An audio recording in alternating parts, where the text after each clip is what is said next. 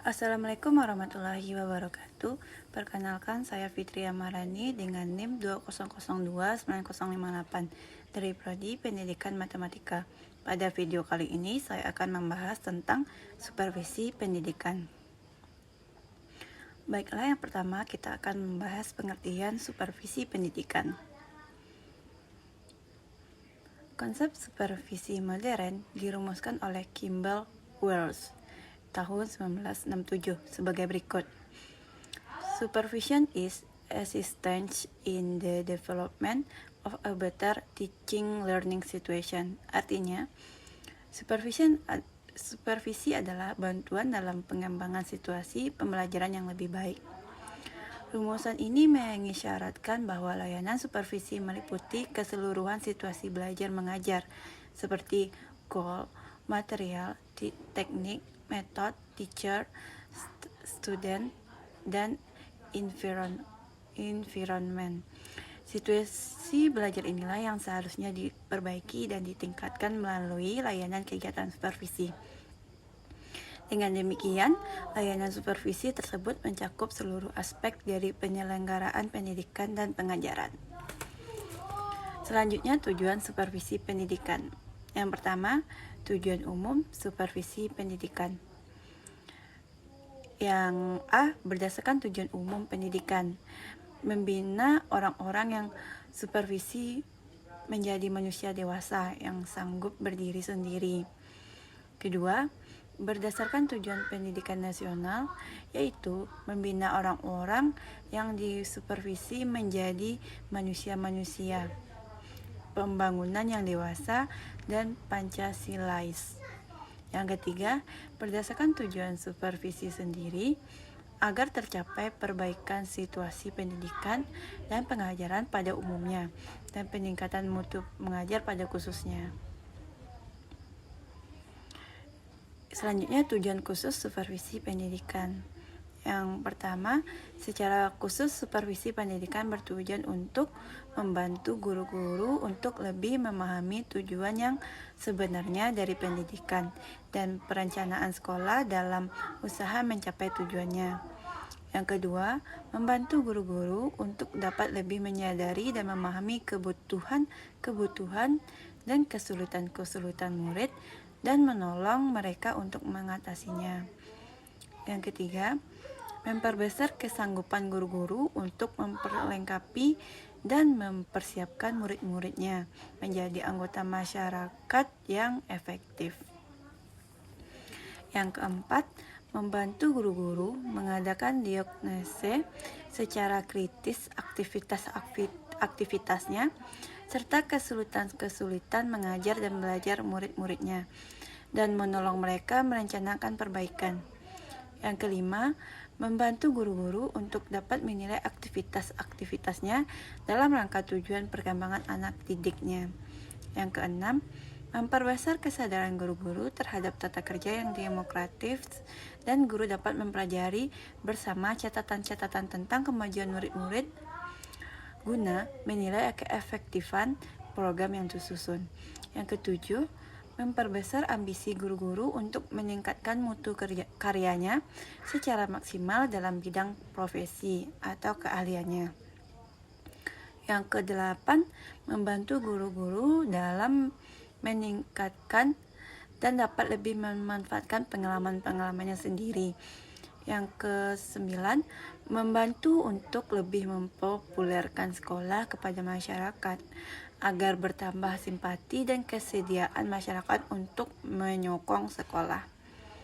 Yang ke-10, memperkenalkan guru-guru atau karyawan baru kepada situasi sekolah profesinya. Yang ke-11, melindungi guru-guru dan karyawan terhadap tuntutan-tuntutan yang tak wajar dan kritik-kritik yang tak sehat dari masyarakat. Dan yang ke-12, mengembangkan profesionalisme esprit et corps guru-guru. Selanjutnya, tujuan dan sasaran supervisi. Tujuan utama supervisi adalah memperbaiki pengajaran.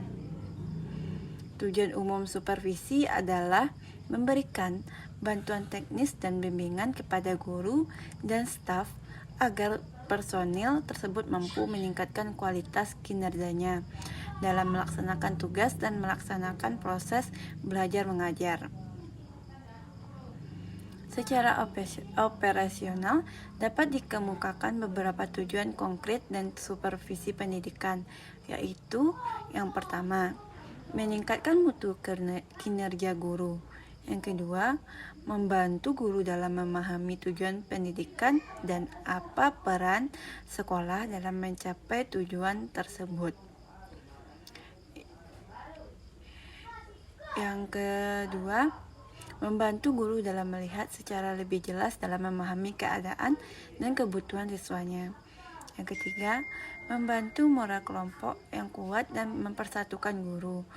Yang keempat, dalam satu tim yang efektif bekerja sama secara akrab dan bersahabat. Serta saling menghargai satu dengan yang lainnya. Yang keempat, meningkatkan kualitas pembelajaran yang pada akhirnya meningkatkan prestasi belajar siswa. Yang kelima, meningkatkan kualitas pengajaran guru, baik itu dari segi strategi, keahlian, dan alat pengajaran.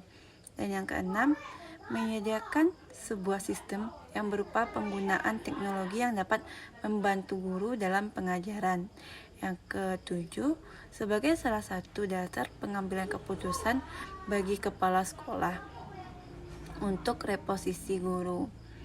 Yang kedua, meningkatkan keefektifan kurikulum sebagai berdaya guna dan terlaksana dengan baik. Yang ketiga, meningkatkan keefektifan dan keefisienan sarana dan prasarana yang ada untuk dikelola dan dimanfaatkan dengan baik, sehingga mampu mengoptimalkan keberhasilan siswa. Yang keempat, meningkatkan kualitas pengelolaan sekolah khususnya dalam mendukung terciptanya suasana kerja yang optimal yang selanjutnya siswa dapat mencapai prestasi belajar sebagaimanapun yang diharapkan. Yang kelima, meningkatkan kualitas situasi umum